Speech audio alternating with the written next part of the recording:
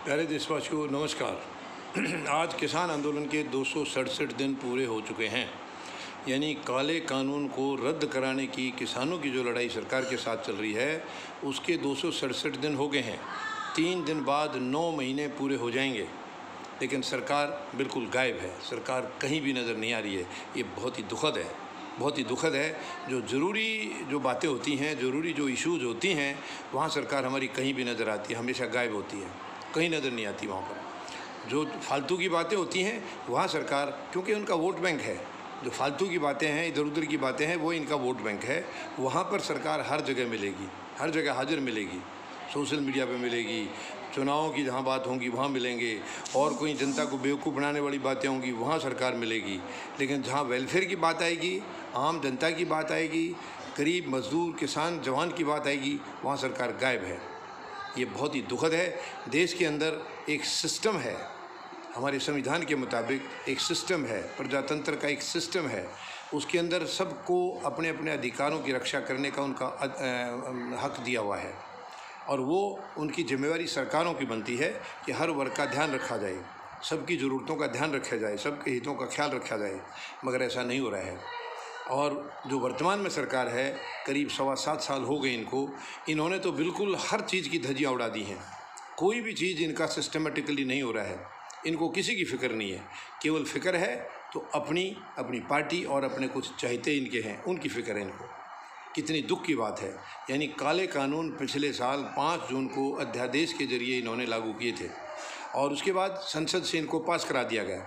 और सबसे बड़ी चिंता की बात यह है कि संसद के अंदर विपक्ष ने भी इनका साथ दिया, क्योंकि राज्यसभा में सरकार की मेजॉरिटी नहीं है, सरकार का बहुमत नहीं है, वहाँ विपक्ष का बहुमत है।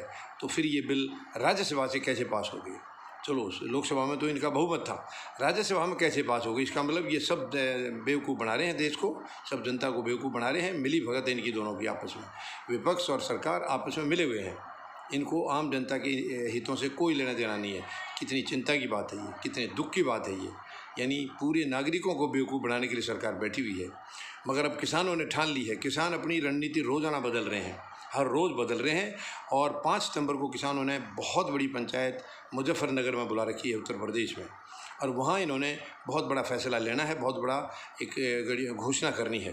क्योंकि अब चुनाव आ रहे हैं 5 राज्यों में, गोवा, पंजाब, उत्तर प्रदेश, उत्तराखंड और मणिपुर, 5 राज्यों में चुनाव आ रहे हैं। और 5 राज्यों के अंदर ये घोषणा कर चुकी हैं किसान कि हम इनको इनकी औकात दिखाएंगे।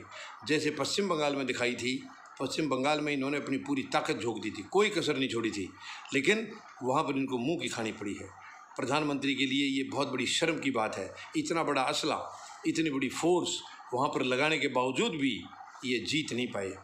और एक महिला, इकलौती महिला मुख्यमंत्री आज की तारीख में देश में हैं, उन्होंने इनको इनकी औकात दिखा दी, उन्होंने औकात दिखा दी। मगर ये आज भी असलियत को, सच्चाई को बिल्कुल कबूल करने के लिए तैयार नहीं है। ये बहुत ही दुखद है। लेकिन अब किसान बिल्कुल फाइनल एकदम फैसला कर चुके हैं कि अब उनको काले बिलों की चिंता उतनी नहीं है जितनी सरकार को भगाने की चिंता है। क्योंकि सरकार को अगर नहीं भगाया गया तो ये पूरा देश बर्बाद हो जाएगा। बर्बाद तो ये कर चुके हैं, लेकिन जितना बचा है वो भी नहीं रहेगा।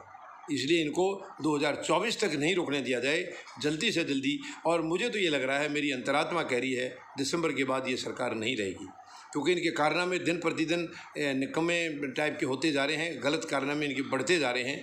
तो ये इनकी औकात अब किसान इनको दिखाएंगे। और सरकार के अंत की शुरुआत ऑलरेडी हो चुकी है।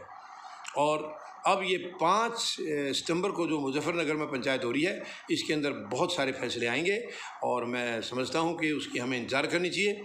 और क्या रणनीति किसान बनाते हैं, वही है कि इन 5 राज्यों में पटखनी देंगे ये बुरी तरह से, जैसे पश्चिम बंगाल में दिया था, ऐसे ही पटखनी 5 राज्यों में देंगे।